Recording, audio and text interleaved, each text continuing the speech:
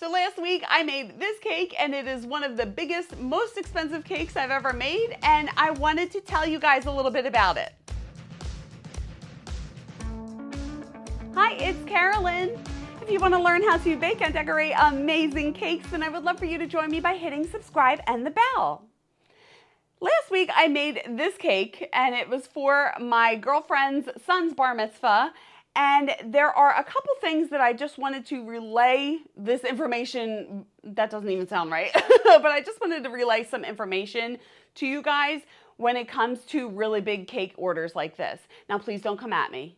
I did not have the time to film me making this cake, so I don't have footage for this, and I'm very sorry. However, I did film how I make the chocolate chip cookies, and they are super simple to do, and I will link that video in the description. But there are just a couple points that I want to go over with you when you are taking on a really big cake order. Now, I refrigerate all of my cakes.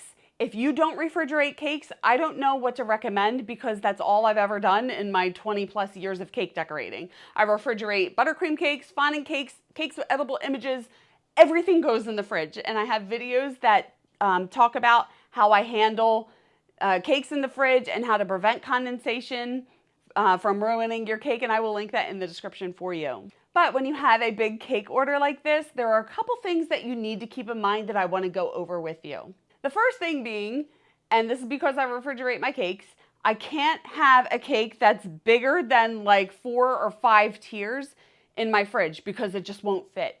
So you need to know how tall you can make a cake, and you could just take a tape measure and measure the clearance in your fridge and see how tall you can build a cake. So if somebody wants a 5-tier cake, you might not be able to make that and put that in the refrigerator. And I personally don't like to assemble cakes on site. Some people do. I don't know how you do it because once you drive with the cake is soft.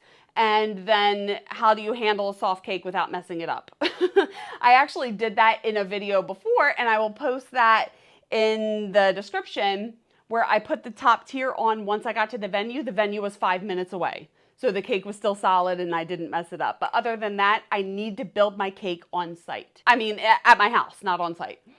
The next thing to think about is how heavy the cake is going to be and how strong are you basically. Like I go to the gym. I'm lifting weights all the time, and I feel like right now it's just so I can carry these big, huge cakes, and it's still draining. It's still tough. I don't care how much weight that I bench or, lift.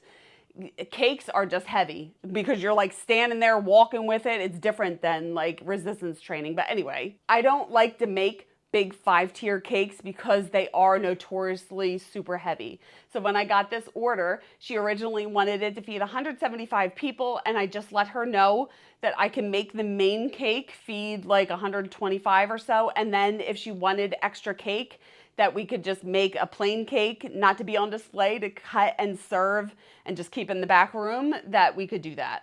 So you need to know how big of a cake your fridge can handle, and also how heavy a cake that you can personally handle, or if you have somebody else helping you. So the third thing is delivery. Now with these really big cakes, usually people are going to want delivery. They don't want the responsibility of having the cake in the car. So when I first got the order, I asked her, where's the venue? And I had to calculate how far away that was going to be, the time of day that I'm going to be traveling. Is there most likely going to be traffic? The time of year that she ordered the cake. Is it going to be hot out? Like there's all these things that go in my head when I'm getting these orders. So she wanted it to be delivered to Manayunk, and Manayunk is notorious for these steep stinking hills. Now they're not as bad as San Francisco, but there's still a lot of hills in Manayunk. So I needed to know that in advance to know if I needed to bring someone with me to help me deliver this cake or whatnot. So actually the day before I delivered the cake, I drove down to the venue just so I could see the route that I had to take. Is it route or route? I say route. But that way I knew how bad the roads were and how slow I had to take the turns and everything before I got there. The fourth important thing when you have a big heavy cake like this is having the proper structure on internal structure. Now I have videos showing you how I stack cakes and I'm going to link that in the description. But each tier is sitting on a cardboard circle, and in the bottom tiers, I have bubble tea straws which support the weight of the upper tiers, and then I dowel the cake into the cake board to prevent it from shifting. When I have really big cakes like this, there were 3 dowels in this cake, and I don't do them all through all 4 tiers. So what I do, I stack the bottom 2 tiers and I dowel it a little bit off to the left of center. And then I'll put the 3rd tier on and I'll dowel it a little bit over to the right of center. And then once the 4th tier is on, I dowel it all the way through the center, through all 4 tiers. So that thing wasn't going to fall over no matter what happened. I feel like it's necessary. Is it a little extra? Yes, but it's more important to be able to have a cake built structurally sound. Is that the right way to say it? To prevent it from collapsing on the delivery. Now, I made this cake for Saturday, June 3rd, and I took a risk. All right, I ordered that cake board that it's on is an 18 by 18 cake board, and that's the biggest board that could fit in my fridge. I actually ordered that from New York Cake, and I will link that in the description, and they were wonderful to work with. However, I do not have an 18 by 18 box to put it in, and I couldn't wrap it up in plastic because if the plastic stuck to the maple syrup on those pancakes, it would have pulled it off of the cake. Luckily, the cake gods were on my side that day. It was beautiful, dry weather, and it did not need to be wrapped up. And I actually have no idea what I would have done if I had to wrap that cake up. I probably would have wrapped it around the bottom 2 tiers and then had my friend hold an umbrella over the cake as I'm walking it out, because that's another thing that you need to think of is how to protect the cake from damage on the way to the venue. So I know that doesn't really help saying that the cake gods were on my side, but thank God it wasn't raining. I have some notes of some things that I wanted to review with you. It is on the sketch, and I'm just going to put the picture over here of the sketch that I made for her. So Drew was really into cooking and baking. He loves making cakes. And he loves cooking like breakfast food and everything. And somebody commented, like, how could you put bacon on a bar mitzvah cake? Hey, it's what he wanted.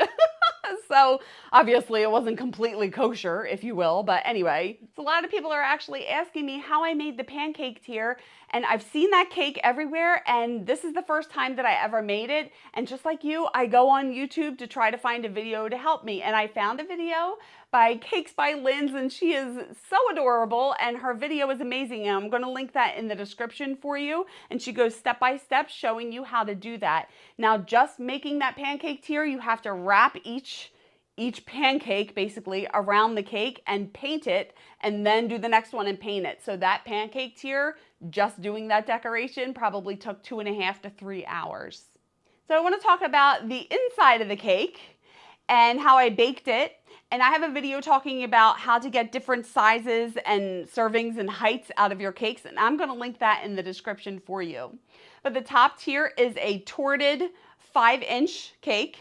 The pancake tier is a non-torted 3-layer 7-inch cake.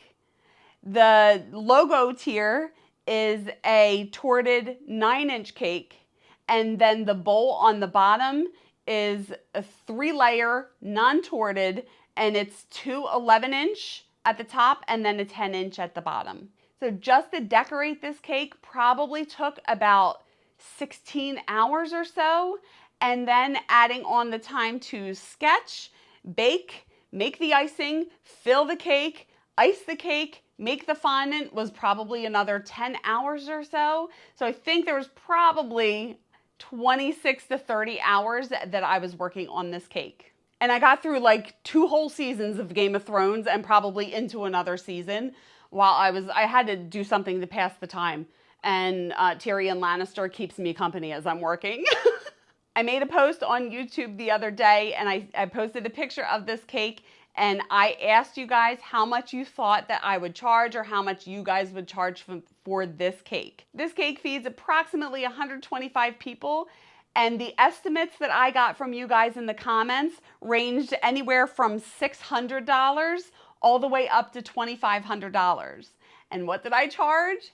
This cake, I charged $1,680. It was my mom's best friend's daughter, so I wanted to charge around $2,000, but I gave her a little bit of a discount, and delivery was an extra $120. So the total amount that I got for this cake is $1,800. So I am sorry again that I wasn't able to film this entire thing, but I just wanted to talk about this cake and the things that you need to think of in advance when you have a really big cake order like this to help everything go smoothly. So I know this video wasn't really structured and I was kind of like blabbering all over the place, but I hope this did help you. If you have any other questions or comments, leave them below. Please like this video if you liked it, and if you are enjoying my tutorials, I would be so grateful if you could buy me a coffee. My link is pinned in the comments below. Please keep in touch on socials and check out my website. Everything is listed in the description. And if you want to stick around, you can watch this video next and hit subscribe and the bell if you haven't already. Thank you so much for watching. I love you guys, and remember, it's cake. Have fun. I will see you on the next one. Bye.